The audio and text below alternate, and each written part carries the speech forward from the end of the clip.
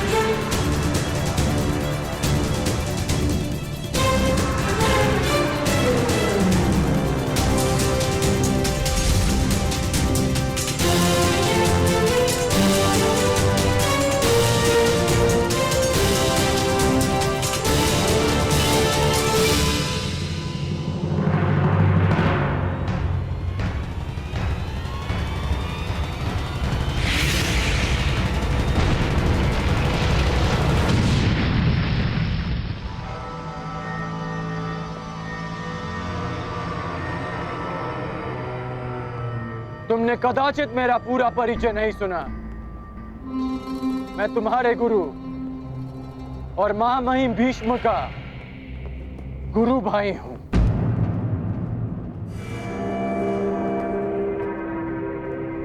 भगवान परशुराम का शिष्य हूं मैं।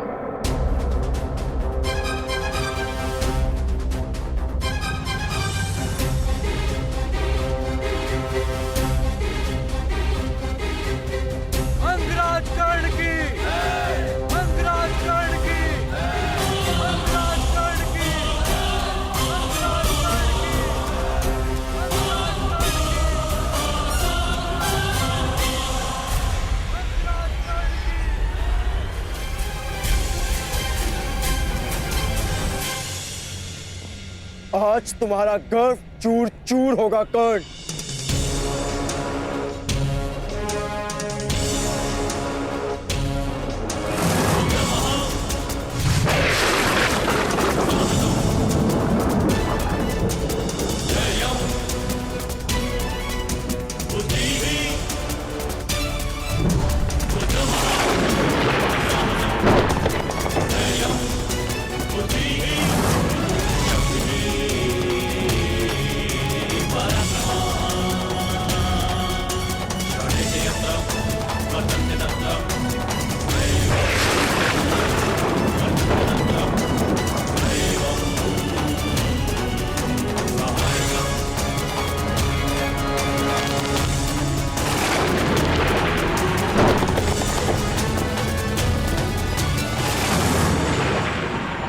नहीं अर्जुन, तुम ब्रह्मास्त्र का प्रयोग ऐसे नहीं कर सकते।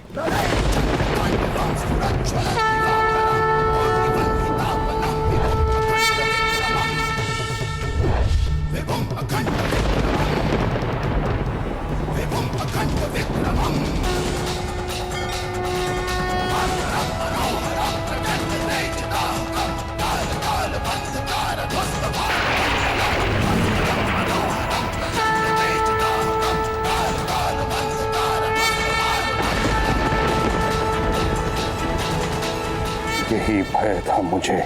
कर्ण ब्रह्मास्त्र के उत्तर में भार्गवास्त्र का आह्वान कर रहा है। यदि ये दो दिव्य अस्त्र टकरा गए तो महाविनाश हो सकता है आचार्य द्रोण।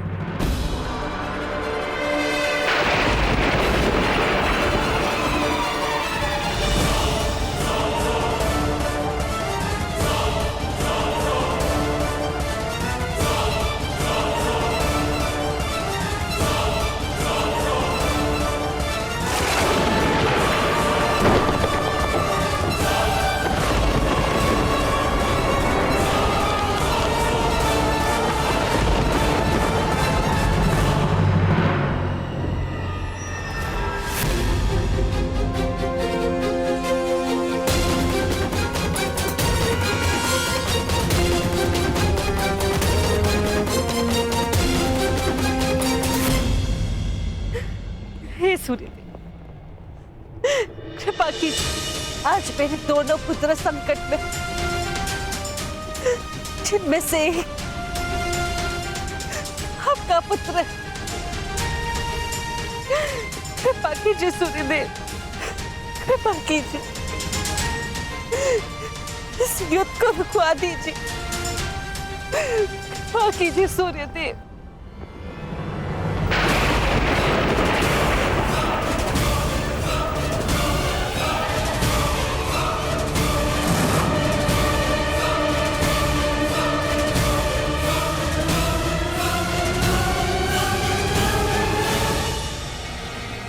सूर्यास्त हुआ।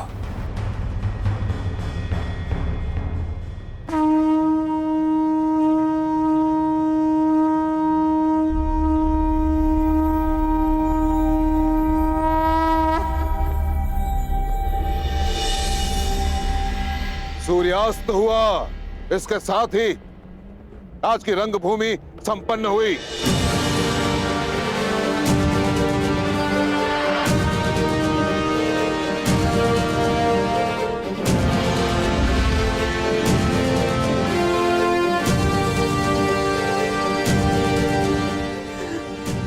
आभार सूर्यदेव।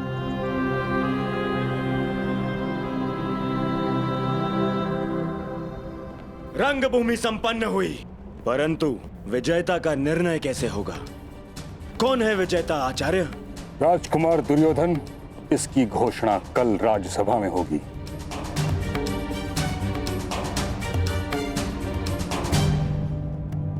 तो क्या मेरी चुनौती अनुत्तरित रह जाएगी मां महिम? सूर्य अस्त के साथ ही तुम्हारा प्रश्न और तुम्हारी चुनौती दोनों अस्त हो चुके हैं कर्ण। अब तुम्हारा कोई भी प्रश्न हस्तिनापुर से विद्रोह समझा जाएगा।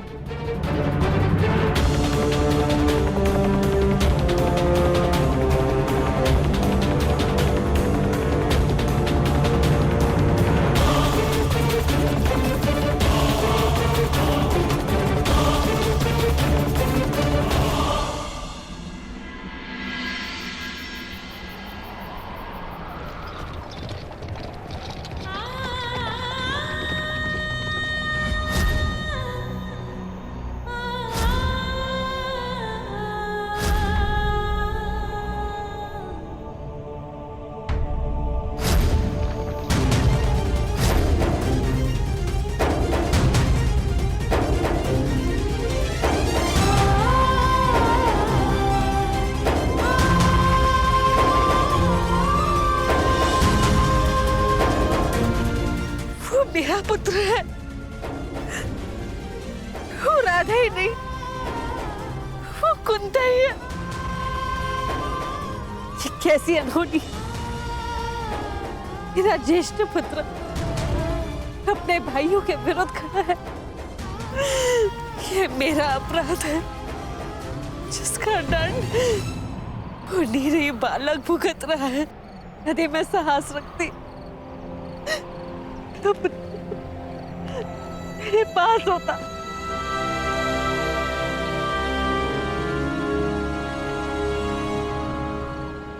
देख क्या रहे हैं आप सूर्यदेव,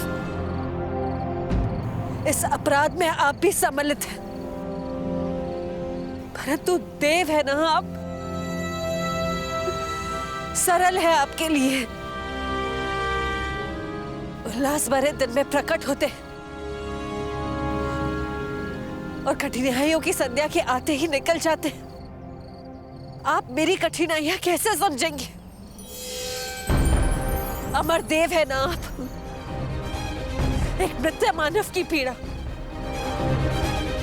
और एक निश्चित मां की चिंता क्या समझेगा?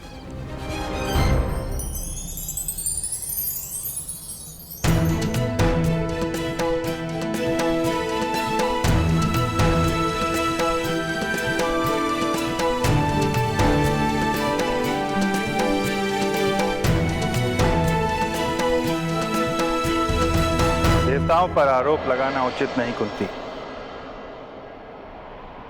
मनुष्य के प्रारब्ध का कारण देवताओं या नक्षत्रों की गति नहीं, अपितु स्वयं मनुष्य की मति होती है।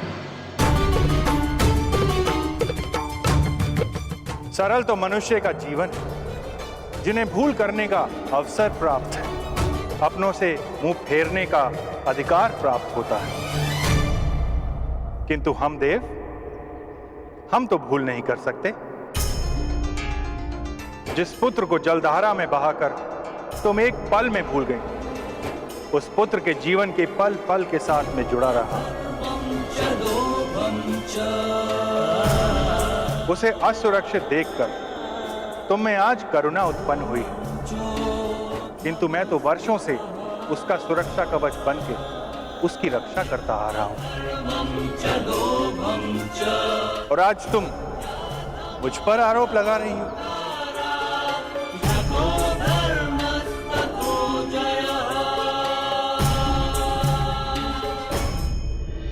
ठीक कहा आपने देव, अपराधी हूं मैं, किंतु इस अपराध का इतना बड़ा डर नहीं मिल सकता मुझे। मेरे दोनों पुत्र एक दूसरे के समक्ष शत्रु बनकर खड़े नहीं हो सकते। दोनों की धामिनियों में मेरा रक्त बहता है,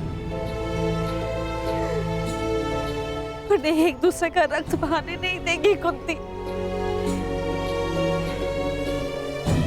अभी समय शेष, इस अपराध का प्रतिकार किया जा सकता है देव। समय तो अपने चक्र में चल रहा है देवी। जो हुआ, जो हो रहा है और जो होने वाला है, उसके पीछे बहुत ही महत्वपूर्ण कारण है। जो हुआ उस पर मेरा वश नहीं था देव, किंतु जो विनाश होने जा रहा है उसे रोका जा सकता है।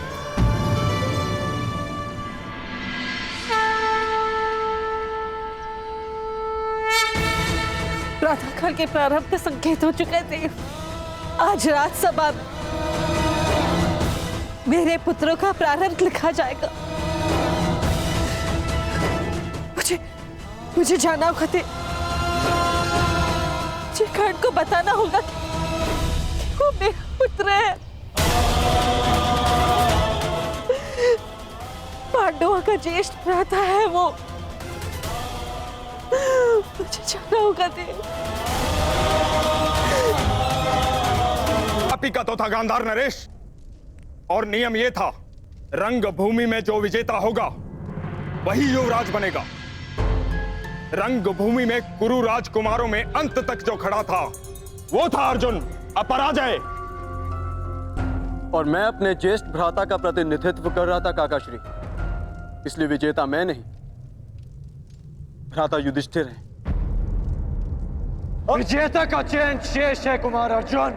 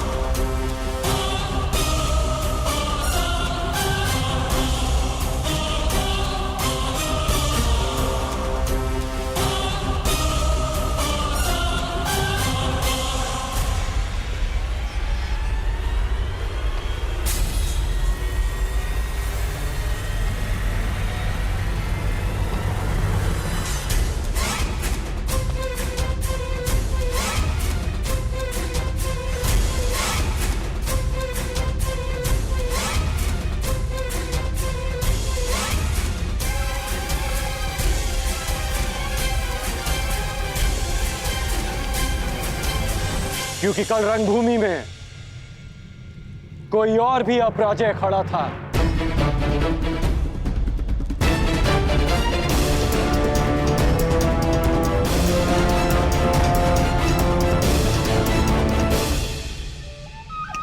अब आनंद आएगा मेरे होने वाले सम्राट।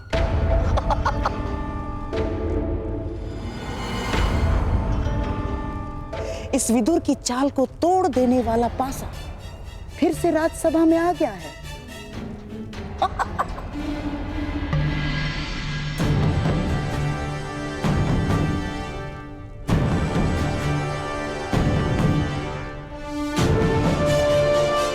अभी द्वंद्व शेष है, उसका परिणाम शेष है,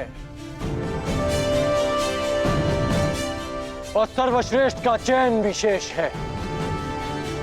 ये राजसभा है कर्ण, ना ही तुम्हारा स्थान है और ना ही तुम्हें किसी ने निमंत्रित किया है। जाओ यहां से। आपकी बात काटने के लिए क्षमा चाहूंगा, परंतु कदाचित आप भूल रहे हैं, महाराज ने स्वयं कर्ण को अंग देश का राजा घोषित किया है।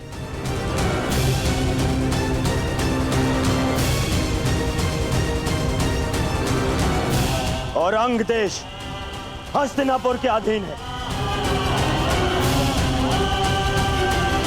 इसके शासक को न केवल इस सभा में आने का, अपनी आपत्ति प्रस्तुत करने का भी पूर्ण अधिकार है।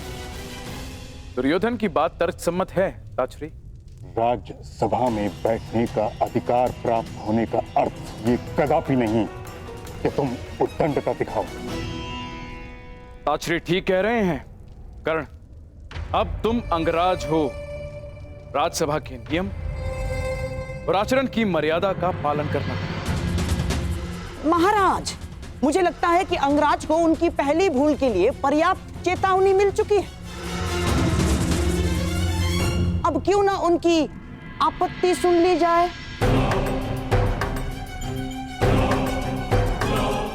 कहो अंगराज, क्या आपत्ति है तुम्हें?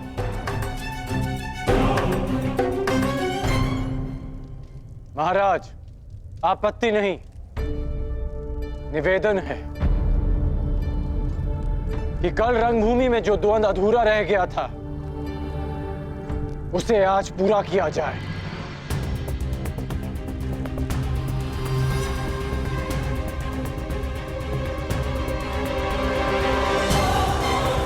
सूर्य अस्त के साथ रंगभूमि भी अस्त हो चुकी है कर्ण।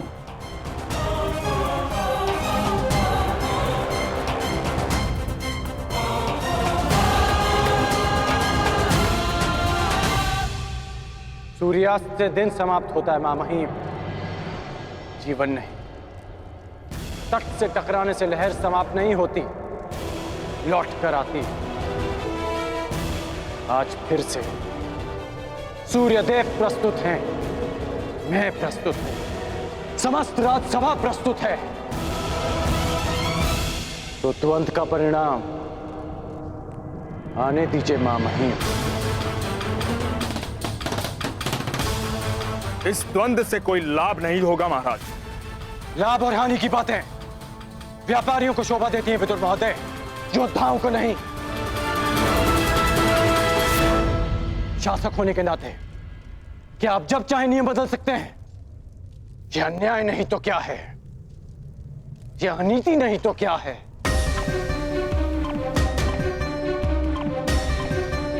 कुमार अर्जुन, यदि तुम वही अर्जुन हो जिसे मैं वर्षों से जानता हूं, यदि तुम राजनीति से ऊपर उठे हुए योद्धा हो, तो मुझे पूर्ण विश्वास है कि तुम अपना अधूरा द्वंद्व अवश्य पूरा करोगे।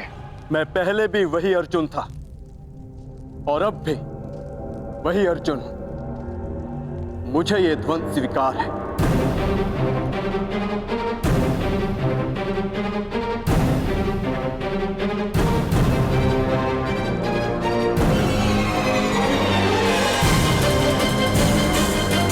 कि तुम वही अर्जुन हो जिसे मैं वर्षों से जानता हूं, तो मुझे पूर्ण विश्वास है कि तुम अपना अधूरा द्वंद्व अवश्य पूरा करोगे। मैं पहले भी वही अर्जुन था और अब भी वही अर्जुन हूं। मुझे ये द्वंद्व स्वीकार है।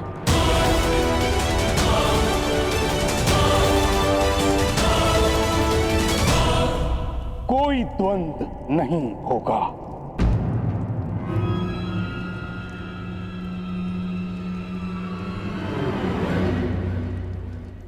क्यों पितामह? महामंत्री के अनुसार अर्जुन ने मुझे पराजित किया, परंतु वो स्वयं भी विजयी नहीं हुआ है। अगर वो सर्वश्रेष्ठ है तो उसे सिद्ध करना होगा।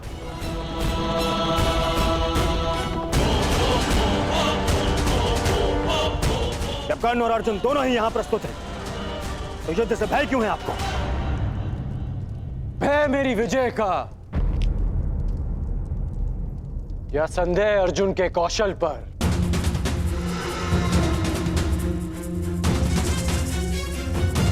या अविश्वास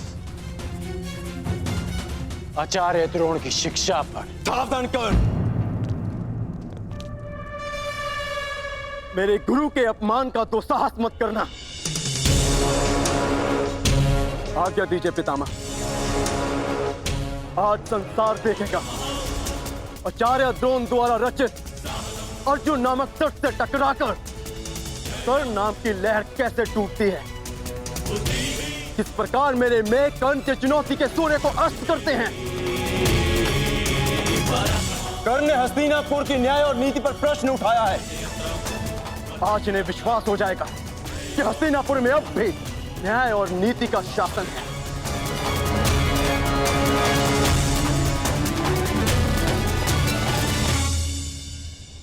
हस्तिनापुर के न्याय और नीति से बहुत पुराना परिचय है मेरा।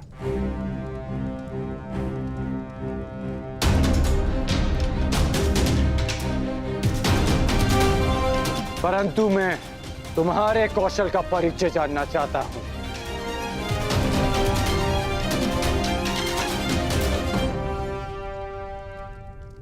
महाराज, युवराज चयन के नियम के अनुसार द्वंद्व के विजेता को युवराज बनना था, और यदि प्रतिनिधित्व के बल पर युवराज चयन होता है तो कुमार दुर्योधन को भी उचित प्रतिनिधित्व मिलना चाहिए, जो उन्हें नहीं मिला महाराज।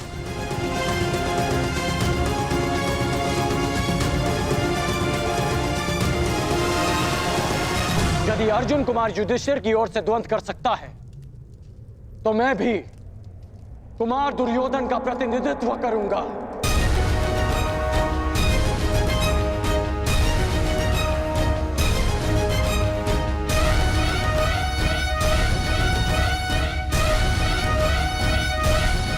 और इस स्थिति में भी अर्जुन और मेरे मध्य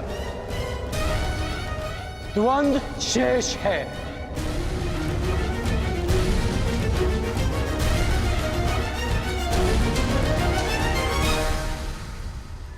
इसे कहते हैं सीधे पांव 12। एक ही पासे में खेल पलट दिया। हाँ? एक ही पासे में। तुम पे भरोसा करके मैंने भूल नहीं की थी कर्ण। यदि पितामह का आदेश हो तो अर्जुन के कौशल के साथ साथ यमराज का भी परिचय हो जाएगा कर्ण। भीम, प्रतीत होता है कि रंगभूमि में मिली हार को अब तक बचा नहीं पाए हो तुम। कहो तो हम भी एक और द्वंद्व कर लें।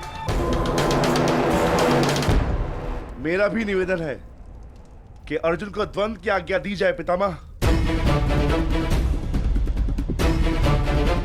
वाह, क्या कहा? पहली बार भीम ने ऐसा कुछ कहा है जिसके मैं भी पक्ष में हूं। क्यों भ्राता युधिष्ठिर, क्या मत है आपका? द्वंद्व के बुलावे से अर्जुन पीछे नहीं हटेगा, हमें भी स्वीकार है। स्वीकार है।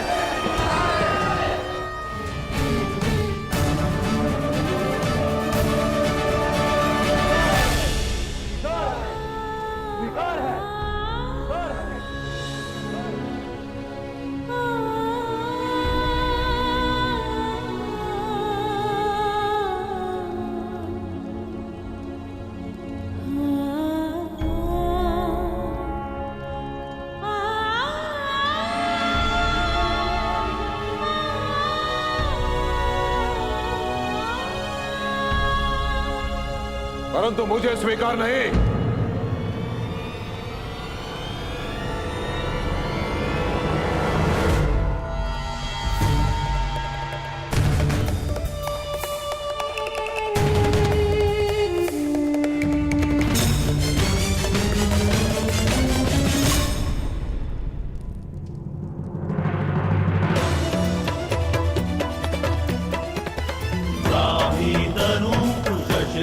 धनु शिष्योत्तम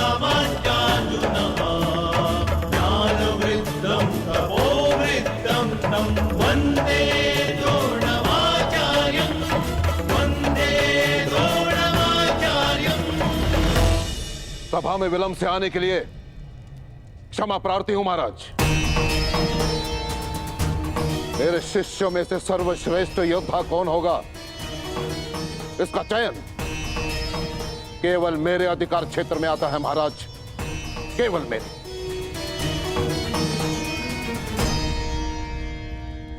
आपका तात्पर्य क्या है आचार्य?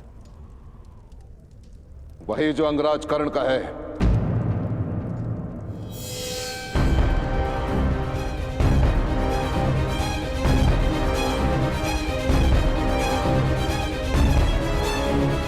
यदि सर्वश्रेष्ठ योद्धा का चयन युद्ध भूमि है तो युद्ध भूमि मैं दूंगा।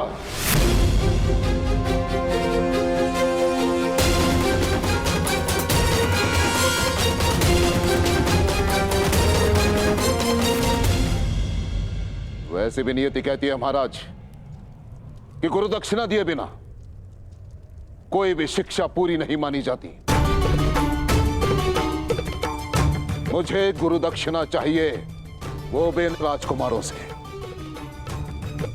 और जो शिष्य मुझे मेरी गुरु दक्षिणा प्रदान करेगा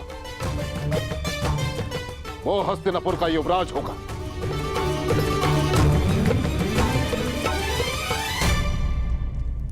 आचार्य, कहीं इस घृणा का अर्थ भी वही तो नहीं जिसके कारण एकलव्य का अंगूठा छीना था आपने? मुझे तो केवल शंका है कि यह परीक्षा भी उसी शिष्य के लिए तो नहीं जिसे आप सर्वश्रेष्ठ मान चुके हैं।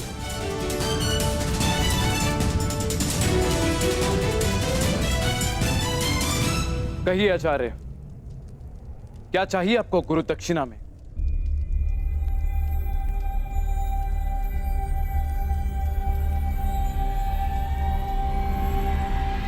पांचाल नरेश द्रुपद।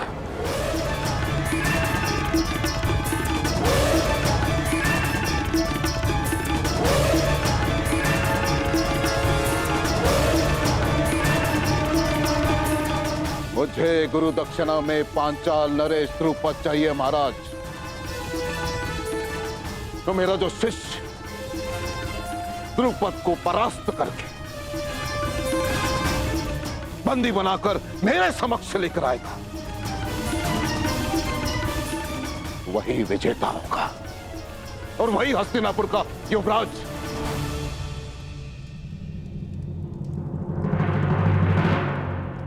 ये कैसी गुरु दक्षिणा है आचार्य? आप जानते हैं कि पांचाल नरेश द्रुपद कितने शक्तिशाली हैं। उनकी सेना अपराजय है आचार्य। योद्धाओं में वट वृक्ष के समान है वो। तो मेरे शिष्यों को बलपूर्वक उस वृक्ष को उखाड़ कर फेंकना होगा महाराज। अपने गदा के प्रहार से पांचाल के दुर्ग की नींव हिलानी होगी। अपने बाणों की वर्षा से पांचाल के आकाश को प्रकाशहीन करना होगा। हस्तिनापुर का युवराज केवल वही हो सकता है महाराज जिसके नाम से शत्रु कांपे, जिसके तेज मात्र से हस्तिनापुर को कोई चुनौती ना दे पाए, केवल वो। मैं अपने पुत्रों को मृत्यु के मुख में नहीं भेज सकता। ईश्वर ने मुझे नेत्र नहीं दिए हैं। अब आप चाहते हैं कि मैं अपने पुत्रों के मुख से स्वर भी ना सुन पाऊं? नहीं आचार्य, आप कुछ और गुरु दक्षिणा मांग लीजिए। मैं यहां व्यापार के लिए नहीं, प्रतिकार के लिए आया हूं महाराज। मुझे द्रुपद चाहिए या फिर और कुछ नहीं। और यदि हस्तिनापुर मुझे मेरी गुरु दक्षिणा नहीं दे सकती तो मैं कहीं और ढूंढूंगा उस सर्वश्रेष्ठ योद्धा को जो मेरी गुरु दक्षिणा मुझे प्रदान करे।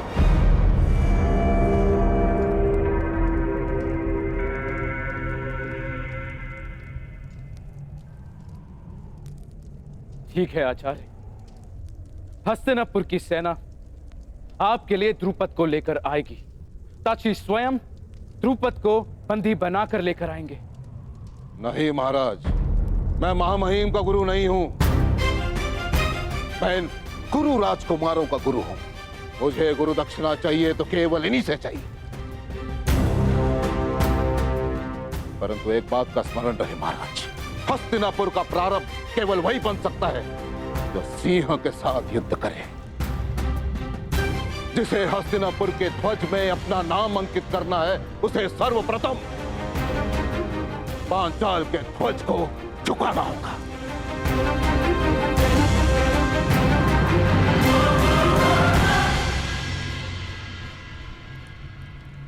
नौकार तलवार बनाता है महाराज, परंतु अपने स्वामी को देने से पूर्व उसकी धार को परखता है। परंतु मैंने उस धार को परखे बिना वो तलवार आपको सौंप दी, परंतु अब परख होगी महाराज। मैं देखना चाहता हूं कि मैंने शूरवीर योद्धा तैयार किए कि हस्तिनापुर में केवल अपना समय नष्ट किया है। क्या तुम 105 में से कोई है जो अपने गुरु के ऋण को चुका सके?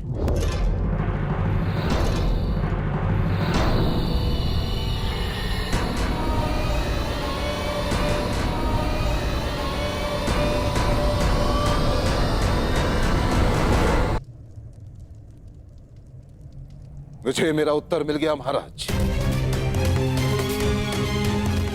आज अपने ही परीक्षा में असफल रहा। आप अपना युवराज चुनने के लिए स्वतंत्र हैं और मैं अपने सर्वश्रेष्ठ शिष्य को ढूंढने जा रहा हूं।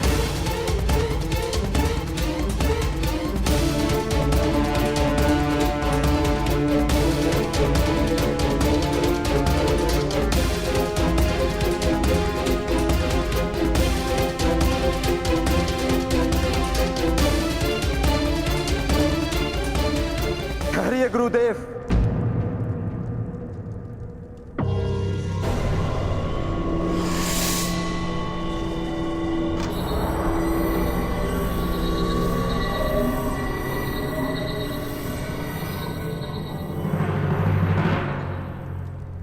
विलंब से उत्तर देने के लिए क्षमा चाहता हूं।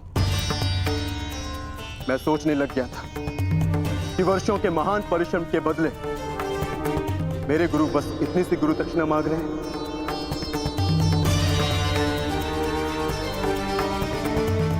आपने संसार के सर्वश्रेष्ठ योद्धा तैयार किए हैं गुरुदेव, ये मैं सिद्ध करूंगा।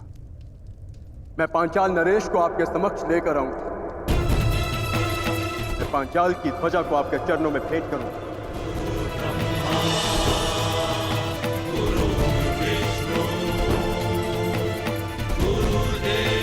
गुरु का स्थान ईश्वर से भी ऊंचा है, इसीलिए शिष्य का कर्तव्य है कि गुरु की आज्ञा का प्राण देकर भी पालन करे।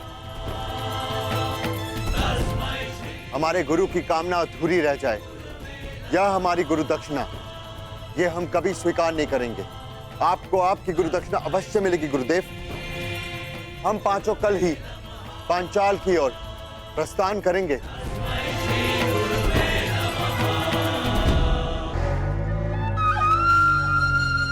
मेरे होने वाले सम्राट।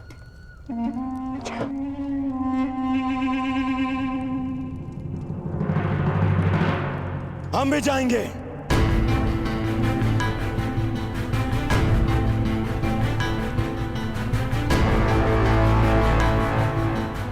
पांचाल नरेश को आपके चरणों में लाने के लिए।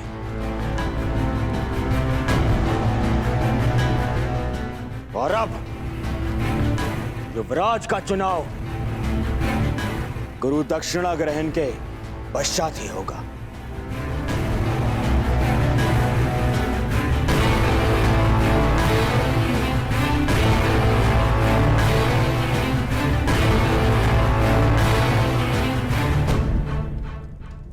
तुम भी हमारे साथ चलोगे मित्रगण, मेरे साथ में। मैंने जीवन भर आपका साथ देने का प्रण लिया है कुमार। मैं अवश्य आपके साथ चलूंगा। कुमार दुर्योधन, यदि एक सूत पुत्र अपनी योग्यता सिद्ध करने के लिए एक राजकुमार से सहायता मांगे तो वो उचित है,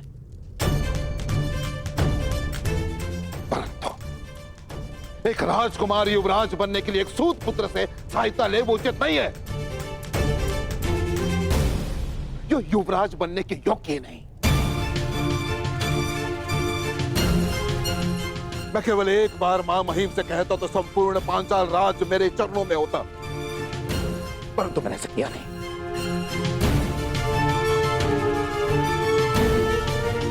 क्योंकि एक योद्धा अपनी शक्ति से अधिकार पाता है, दान में प्रसाद नहीं।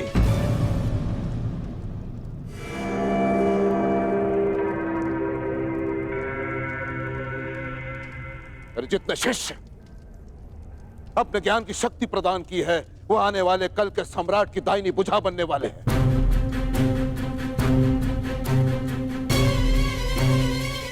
यदि इस भुजा को एक सूत पुत्र के बाहुबल की आवश्यकता पड़ जाए तो मुझे ग्लानि है कि तुम मेरे शिष्य हो।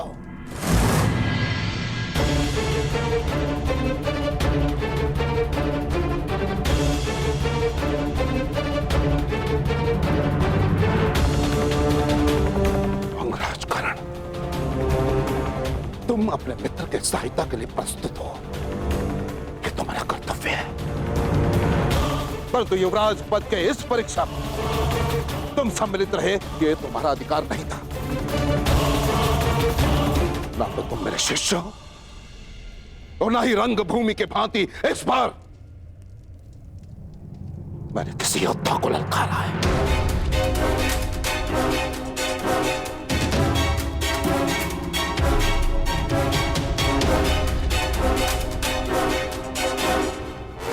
और यदि तुम भारी योद्धा के सहायता के बिना पांचाल नरेश द्रुपद का सामना नहीं कर सकते तो तुम्हें वहां जाने की आवश्यकता नहीं है।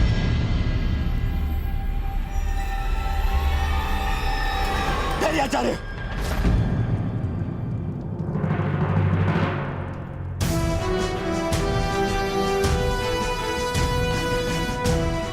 आपने ठीक कहा आचार्य। हाँ कर आचार्य, तुम ठीक कह रहे हैं।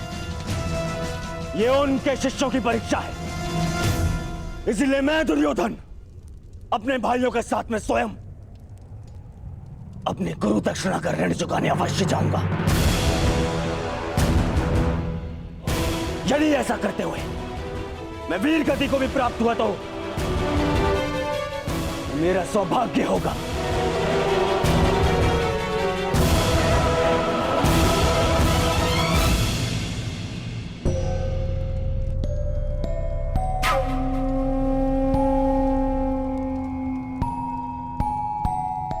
परंतु यदि ऐसा हुआ तो मेरी आत्मा पर एक उत्तरदायित्व का भार शेष रह जाए।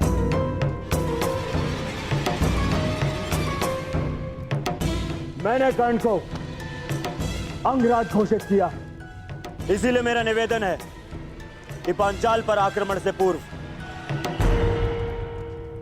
मित्र कर्ण का राजाभिषेक कर दिया जाए।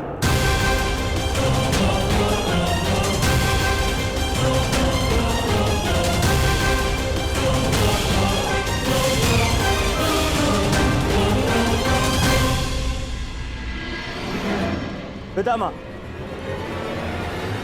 अंग देश पर आपने विजय प्राप्त की, उस पर आपका नियंत्रण है, इसलिए मैं आपसे निवेदन करूंगा,